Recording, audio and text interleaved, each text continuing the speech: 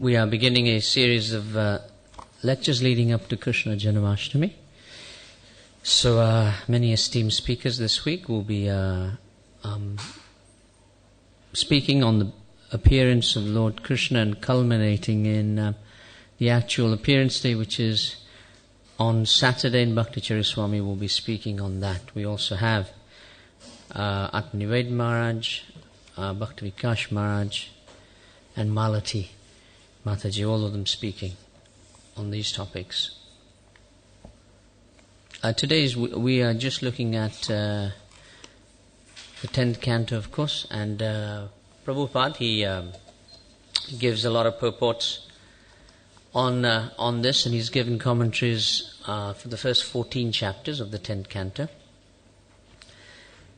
And there is a book by Bhanu Swami as well. If you look at that, that's the commentary on the 10th canto, Srutidharma, which is from Vishwanath Chakravarti Thakur. That's also there as well.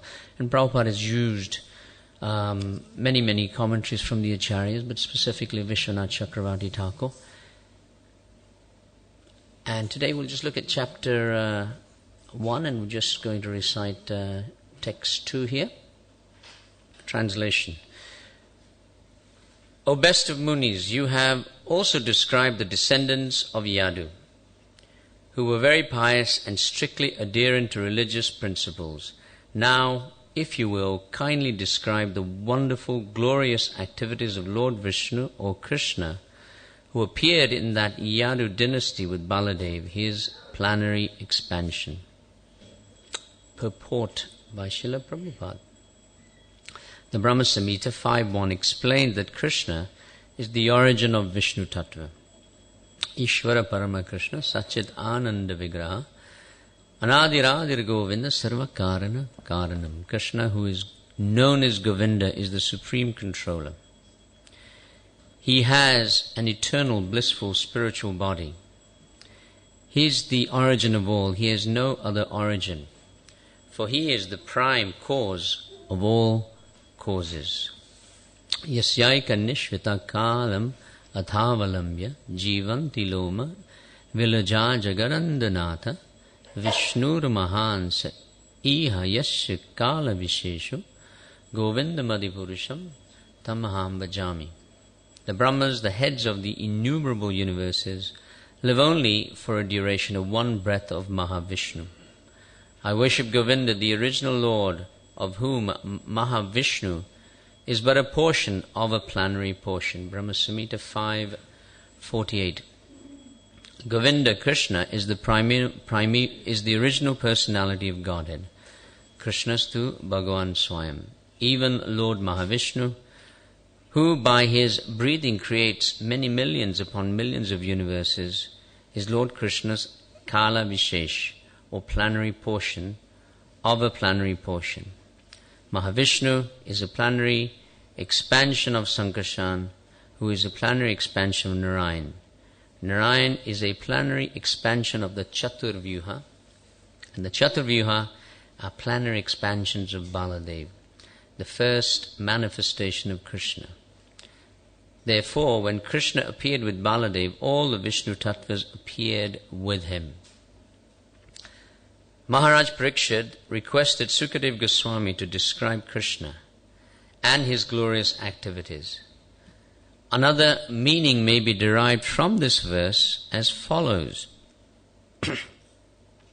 As Sukadeva Goswami was the greatest Muni, he could describe Krishna only partially, Shena.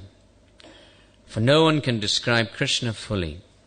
It is said that Anantadev, with thousands of heads, but although he tries to describe Krishna with thousands of tongues, his descriptions are still incomplete.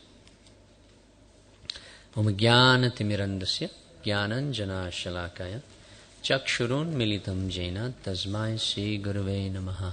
Nama Om Vishnu Padaya Krishna Prasthaya Bhutale Srimati Bhaktivedanta Swami Nityanamine Namaste Saraswati Deve Gauravani Pracharine nirvasesha shunyavadi paschata deshatarine vancha kalpatarubhyascha kripa sindhu bhaivacha patitanam pavanebhyo vaishnavebhyo namo namaha.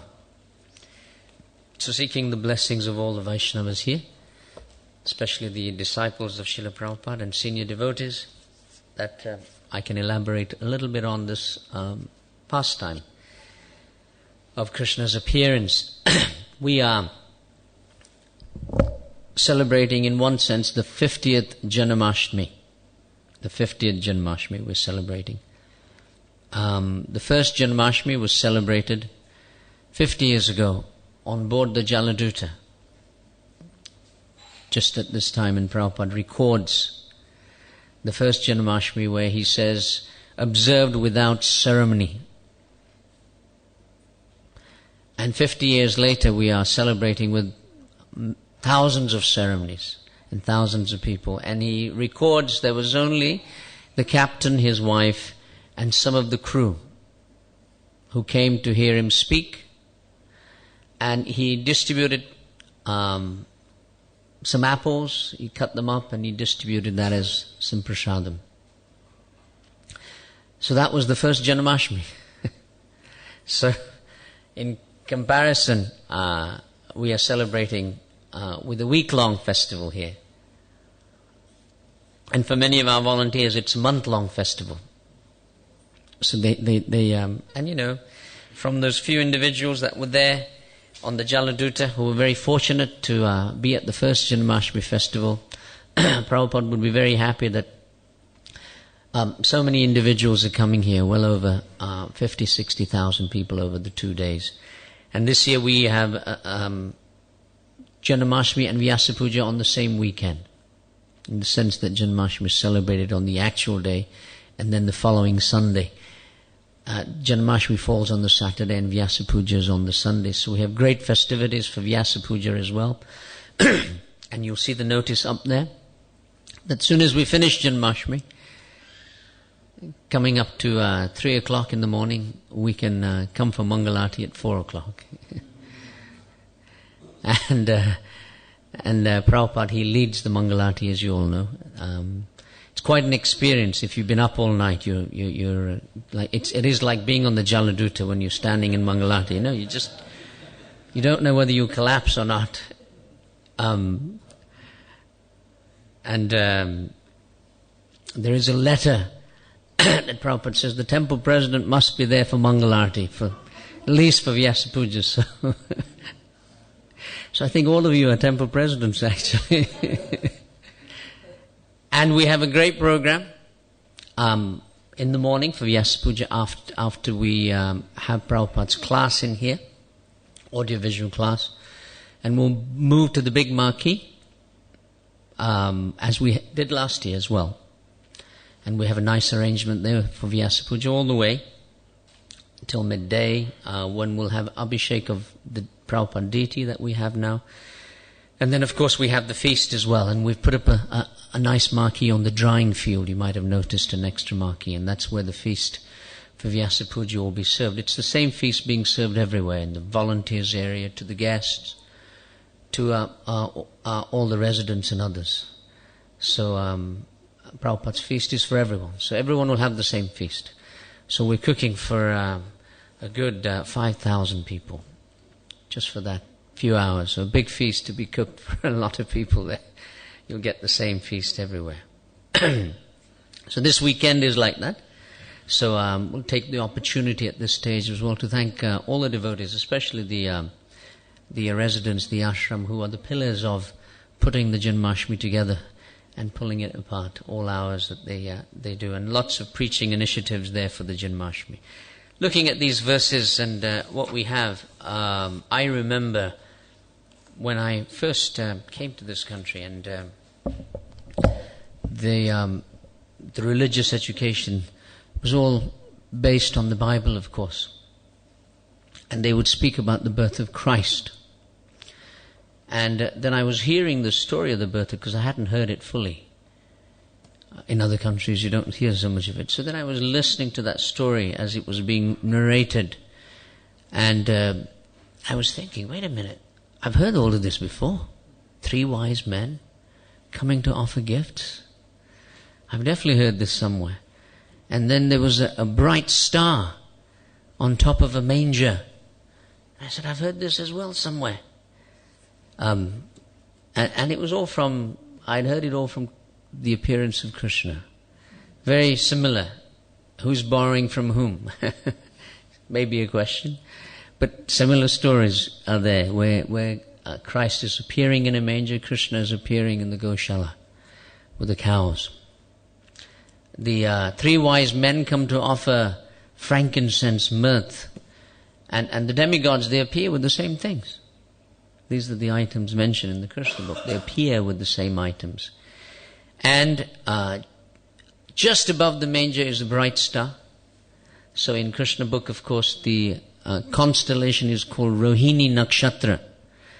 And the brightest star is right above where Krishna is appearing in the nakshatra. And then, of course, it carries on with King Herod persecuting, killing all the children. And Kamsa is doing the same. Although in the Bible, I think it's only in Matthew that account is given. Am I right, Mishma? Only one of the 3 Gospels. The other 3 don't mention it. Anyone? If I remember rightly, they were saying that only one of them mentions it, the other 3, so whether it happened or not happened, they're not sure, but one of them only has it. So same in the Krishna book, Kamsa's realizing it could be anyone. The child could have gone anywhere. So very great similarities which are there within the Krishna book here.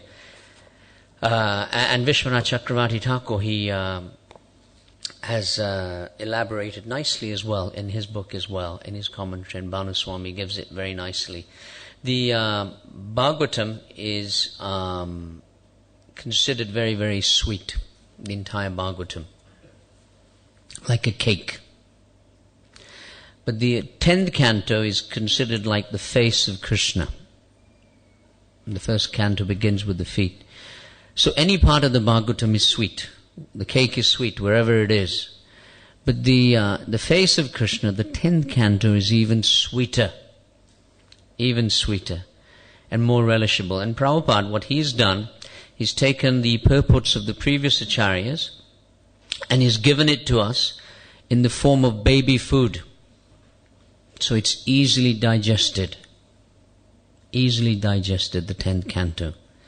Because if he elaborated it any further, it wouldn't be digestible. So any part of the 10th canto is considered very, very sweet. And specifically here, the chapters which are here, if we look at them, the first one here is the Advent of Lord Krishna. The second chapter is entitled The Prayers by the Demigods in the Womb. And the third one is the birth of Krishna. And the fourth one is entitled The Atrocities by Kamsa. So if we look at it from the Advent to the atrocities of Krishna, really these 4 chapters, they summarize the story of our life as well. They really are the story of our lives as well, equally. That because of problems, somehow we become connected to Krishna consciousness. Because of problems. We start chanting Hare Krishna, we seek relief, but really we shouldn't be muktikamis. We shouldn't be thinking that we'll have a life which is free from misery. Whatever formula we may follow, misery will always remain. Misery will always remain, as we say that suffering is inevitable, but or misery is inevitable. Pain is inevitable, but suffering is optional. Suffering is optional. So pain is going to come, but whether you suffer or not, that is your option. So whether you're 1 day in Krishna consciousness or 60 years in Krishna consciousness, it's still the same. Suffering is going to come. So pain is going to arrive, but it's our option whether we take to it or not. The main thing is that becoming free from problem is all about increased remembrance of Krishna. And that's what Krishna consciousness is all about, that when the difficulties do come, can we increase in our remembrance of Lord Krishna. The Gita speaks about 4 types of people that come to Krishna consciousness. Anyone remember that? Chattu? Yeah? Artha Jignashu, Artha Arti Jnani. So Artha means distressed. Jignashu, those are inquisitive. Artha Arti, somebody who wants something from Krishna. As Srutidharma always speaks in his lecture, that everyone's here on a Saturday because it's the lottery. And they're praying that, God, I know I'm a sinner, but make me a winner. Artha Arti. And Jnani. Jnani, those that are actually seeking the absolute truth. But really, if we really look at the people that come to Krishna consciousness, and there's a variety of reasons. Instead of Artha Jignashu, Artha Arti and Jnani, really it's Artha, Artha, Artha and Artha. Distressed, more distressed, even more distressed, and most distressed. That's the type. That's who really come to Krishna consciousness at the end of the day. Everything else, it gives you hope in the material world until the distress comes. Then you think, actually, maybe I've got to look into this and see what's going on. Here, Parikshit Maharaj, he's asking several questions, and the verses that follow here are interesting.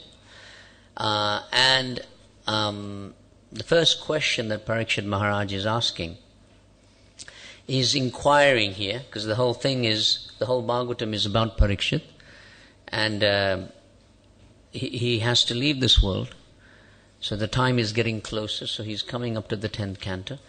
So his questions that are asked are that he's requesting Sukadeva Goswami to speak about Krishna now. Why? And the next verse after this is interesting. The next 4 verses, they give us an indication why he wanted him to speak about Krishna. And the first verse here, Avatirya Yadorvamsi Bhagavan Bhuta Bhavana Kritavan Yani Vishvatma Tanino Vadi Vishtarat. That he wants him to speak about Krishna. Why? Because Krishna is the object of Parikshit Maharaj's love. First reason why he said you speak about Krishna. And this verse here is speaking that the super soul, the Supreme Personality of Godhead, Shri Krishna, the cause of all cosmic manifestations, appeared in the dynasty of Yadu. Please tell me elaborately about his glorious activities and character from the beginning to the end of his life. So the first reason is that he's saying that Krishna is the object of my love. And that's why, please, you speak about him. All living entities in this creation, they're somehow looking for love. They're looking in the wrong place. As the introduction of Krishna book appropriately reminds us when George Harrison says, all you need is love.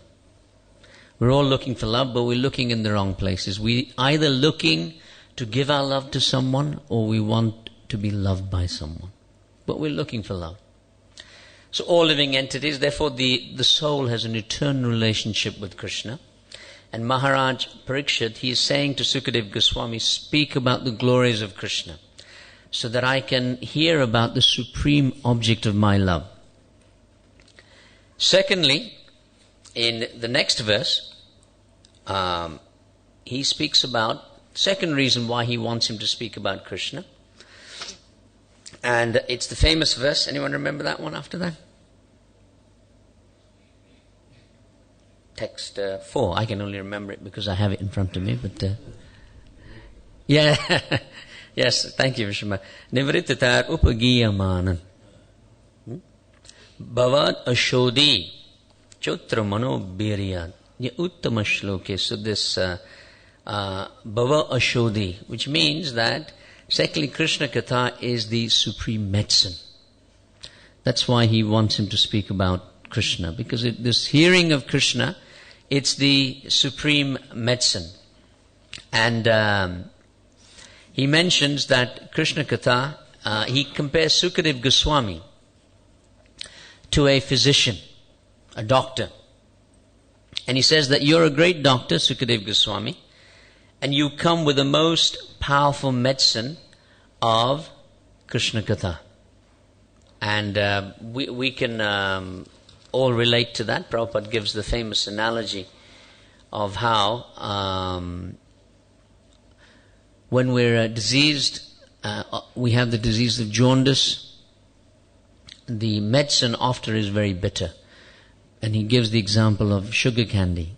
If you take sugar candy, it tastes very bitter, but in due course it will become very sweet. So Krishna Katha is being relayed here to the supreme medicine. Now often people will say, how is, and here this verse is saying that this is the ultimate in welfare work, ultimate principle of hearing Krishna Katha. So how is it that this is ultimate? How is Krishna consciousness helping society? On the streets, when you're there distributing new books, people will always ask you, well, how is this welfare active? Why aren't you feeding people? Why aren't you getting a job? And this verse is telling us, because they may say, all you do is you sit down, you dance, you chant, you have feast, and you say you're providing the highest welfare activity. What kind of activity is this? Jai Shri Radha Gokulananda.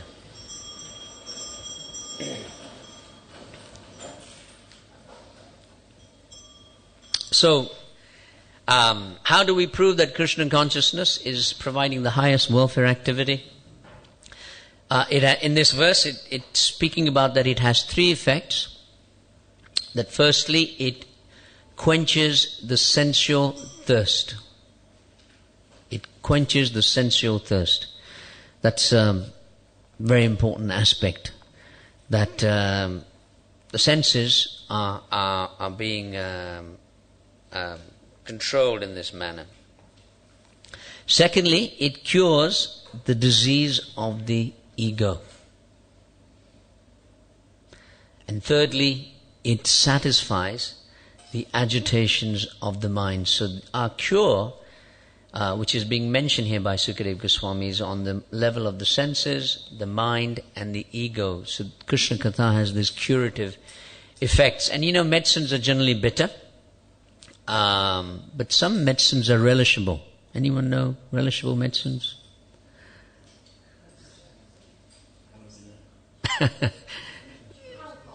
Calpol. Children have Calpol, but it's very sweet, so they have more of it. Ayurvedic medicines often are, because they're mixed with honey. They're actually very bitter, but they're mixed with honey. So you tend to eat more of that than other medicines. So here equally, Sukadeva Goswami is speaking about the principle of this Krishna Katha. The more you take, the better you become. That it allows you to cure in that way.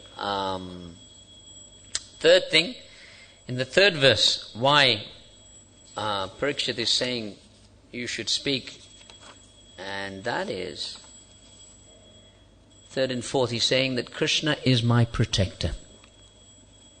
Why I want you to speak about Krishna is that because Krishna is my protector. And the great elaborate purport is here of the Timingala fish as well. Text 5 to 7 you'll see. Maharaj Parikshit has been protected in a variety of ways. Firstly, Krishna, he protected his forefathers. If you remember, Arjuna and the four Pandavas on the battlefield of Kurukshetra, they were under attack, and it was practically impossible for them to survive. And the verse mentions that there were individuals that were like Timingala fish. Bhishma was like Timingala. How do you defeat him? Impossible to defeat the Timingala fish. But you are our protector. And he goes on to say that you also protected my mother, Uttara. You protected her as well from the attack of Ashwatthama's Brahmastra. So in this way, Parikshit Maharaj's grandparents, Parikshit Maharaj's mother, and then of course, Parikshit Maharaj himself. He was protected from the Brahmastra. So he's saying that you are my protector. Isn't it that Krishna became the size of a thumb and carrying his shank, gada, and he revived Parikshit, who was being destroyed by the Brahmastra. So Parikshit Maharaj, he feels that someone has done so much for me, so now how much eager I should be to hear about him. He was my protector.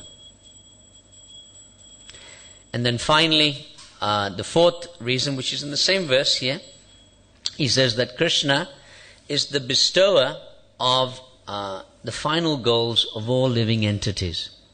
In this verse, he's speaking on that. And in the purport, Prabhupada is speaking of that as well. In text 7 there. And within the purport that it's described that Maharaj Parikshit, he is glorifying Krishna as someone who can give ultimate destination and give benedictions to all categories of living entities.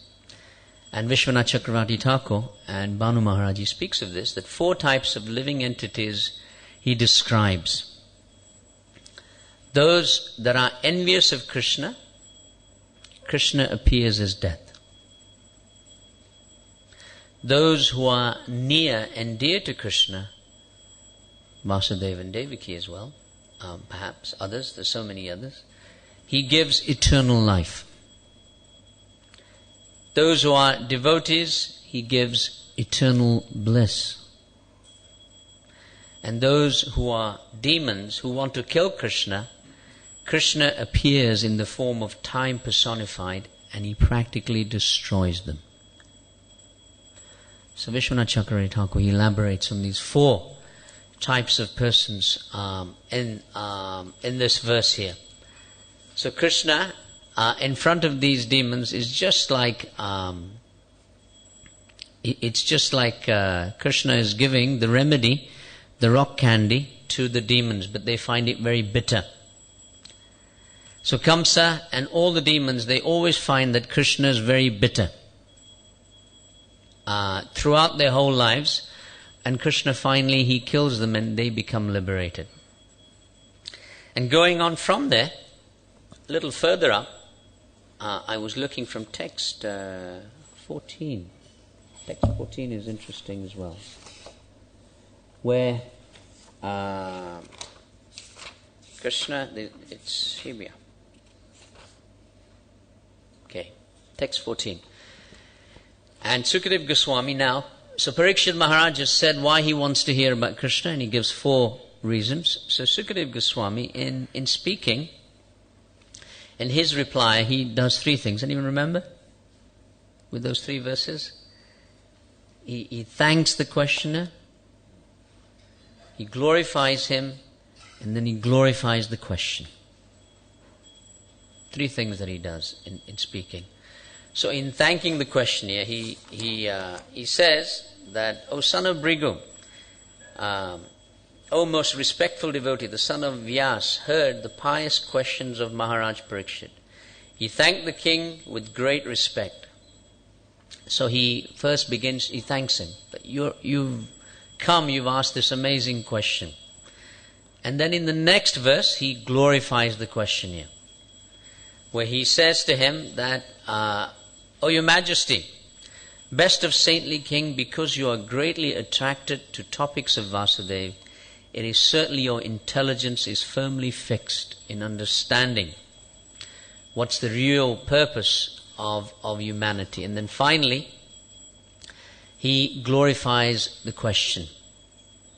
And he says in this regard that the Ganges which emanate from the toes of Lord Vishnu, purify the three worlds. And the last bit of the verse is interesting. He says, the speaker or preacher, he who inquires, and the people in general, they become benefited. They become benefited. The speaker, the listener, and the inquirers, they all become benefited by this. And Vishwanath Chakravarti Thakur, he speaks on this, and he says something interesting. He says that Krishna Katha occurs in, the benefit of Krishna Katha occurs in descending order. He says the speaker gets the maximum benefit. The person who asks the question, he gets the second amount of benefit. And those who are hearing get the third level of benefit. So I'm not saying I'm getting the benefit here. But what this means is, and what he's trying to say, and what Vishwanath Chakravarti Thakur says, and Prabhupada explains, is that one should preach. Because you get the maximum benefit. One should preach. So regardless of what we're doing, we should speak about Krishna to others. And often when we ask devotees to go and preach, they'll say, well, I haven't finished studying Prabhu. And hence many years ago, Raghunath Prabhu started all these classes upstairs on the Gita. 80s? I can't remember. Very, very successful series of classes. Because devotees were saying we don't know the Gita, so we started these classes on the Gita. But there's still no one who will preach because they'll say, we haven't read the Bhagavatam fully yet. And then thirdly, they'll say, well, actually, we haven't yet studied the Chaitanya Charitamrita. Well, we should study all of these things. But Prabhupada in this verse is reminding it that the maximum benefit is for the person who speaks. So you should go and speak. And the secret is, whatever you study, you speak. You don't have to wait till the end of your life. Whatever you study, whatever you hear, you should speak. Presently the markets are fluctuating right now because of China. There's going to be a collapse. They're fearing a collapse, whether it's 1 year or 10 years. When China disintegrates, there'll be more collapse. The West was depending on China and other places, but the markets are fluctuating tremendously. But one market that never fluctuates is the preaching market. There's always a shortage. There's always a shortage in the preaching market.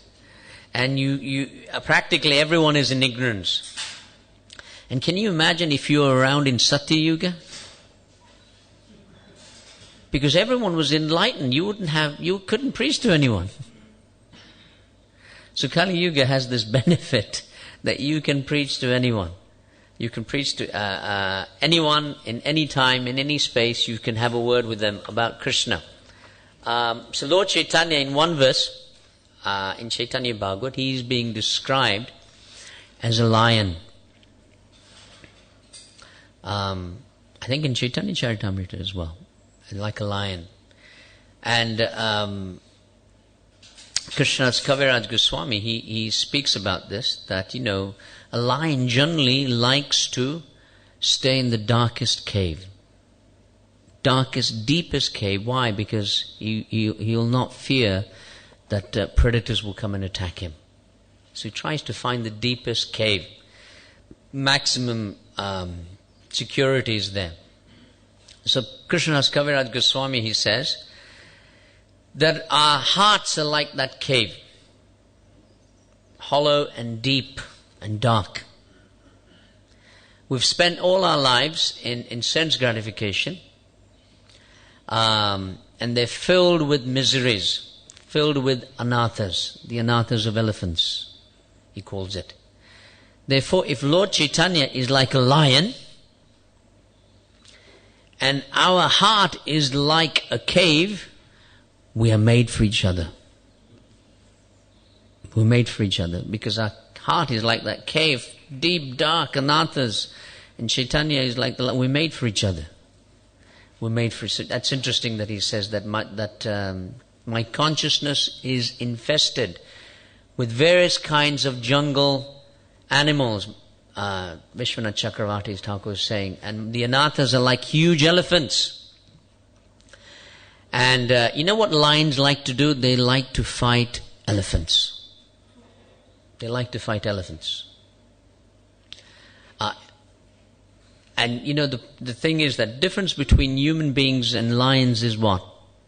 You know, if an elephant walked in, hopefully not. You know, our logic of our mind would calculate, okay, I'm 50 kgs, well, maybe 60 kgs.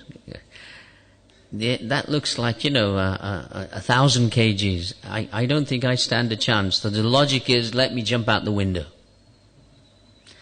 But lions have a different mentality. And even the cubs of the lion, it's inbred within them. Their mentality is, the cub is thinking, I'm only 5 kgs, and there's 1,000 kgs there, and he thinks, attack. Attack. I must attack. It's inbred within this ability to fight, the spirit to fight. So what am I on about this analogy? Therefore, we don't have the spirit to fight. Often. We lose that spirit to fight. And hence we stand no chance against the elephant-like anathas that we have. Because we lose the spirit to fight. But if Lord Chaitanya Mahaprabhu, in the form of a lion, is roaring the Hare Krishna Mahamantra within our hearts, then these elephant-like anathas, they'll be destroyed. They'll be destroyed. So Sukadeva Goswami here, he is glorifying the questions. He's glorifying the question here, and he's now finally speaking on this principle here. So I thought those were just some interesting aspects here at the beginning of the Krishna book, which exist. And then I sort of was just browsing through the kirtans here this morning upstairs, looking at the book, and Vasudev in the Krishna book, he is described as Mahabhaga. It's an interesting term, Mahabhaga, which means a great soul. What did he do to become that great soul? It's described, and it's quite amazing in reading what Prabhupada says, that that not only did he pacify Kamsa, but he forgave Kamsa. This is the definition of a great soul. A great soul is able to pacify the most cruel-hearted man, and supposedly he's not able to pacify him, and the cruel person, he performs atrocious acts. Still, that Mahabhaga has the power to forgive him also. That's the definition of Mahabhaga. I thought, wow, that's amazing. That someone will do so much wrong, but you still have the power to forgive him. That's Mahabhaga. And then, in the purports, Prabhupada describes very nicely that Vasudeva, in seeing that his wife is about to be killed, he's thinking, what shall I do? And Prabhupada describes that he uses 4 things. And just to end on these 4 things. He says, first of all, he uses what's known as diplomacy. Vasudeva uses diplomacy. And he uses 2 things, Sama and Beda. Sama means he pacifies him. He says, you're such a wonderful, amazing person. You're the king. Why are you worried? And then he uses Beda, which means he sows some doubt of fear within him. But if you kill her, do you realize what will happen to you? Your reputation. What will happen to you? But then he realizes that this diplomacy is not working. And then he uses what's known as logic. Nya. And he says to Kamsa that, my dear Kamsa, that you're afraid of death, but death comes to everyone. That's the logic. You can't avoid death. Ultimately, it's going to come to you. Why are you worried about the 8th child? Logic. Then he realizes that logic didn't work. So then he uses philosophy. uses philosophy on him. And he explains to him the law of karma, that you'll accrue karma for this heinous act, and tells him. And then he gives several examples. Anyone remember? Karma. Not that I would, I just looked at the purports. And he gives the analogy of a person walking on the street. That as you're walking, your one foot steps and then the other one takes, and Kamsa didn't quite get that one. So then he gives the example of the caterpillar, of how he is going from one leaf to the other. So transmigration. He's speaking about transmigration. And he realizes that the law of karma, he's trying to convince him, but that didn't work. So then finally, he goes back to diplomacy again. And he says that Devaki is just like your daughter. She's a helpless lady. Why do you want to do this? Devaki, she represents our devotional service.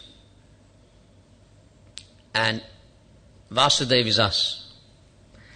And Vasudeva, he tried everything in his means to protect his devotional service. And Vasudeva didn't give up. This analogy is given by Vishwanath Chakravarti Thakur.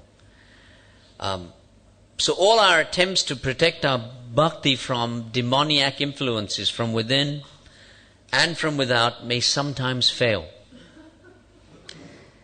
And that may be a cause of insecurity and fear within our minds.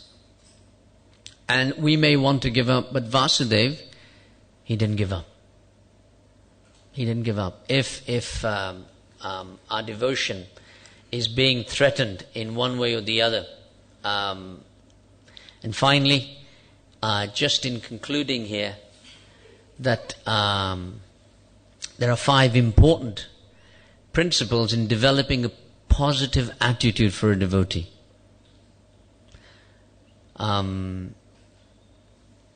Because imagine that if Kamsa has come with the sword to cut off our devotion,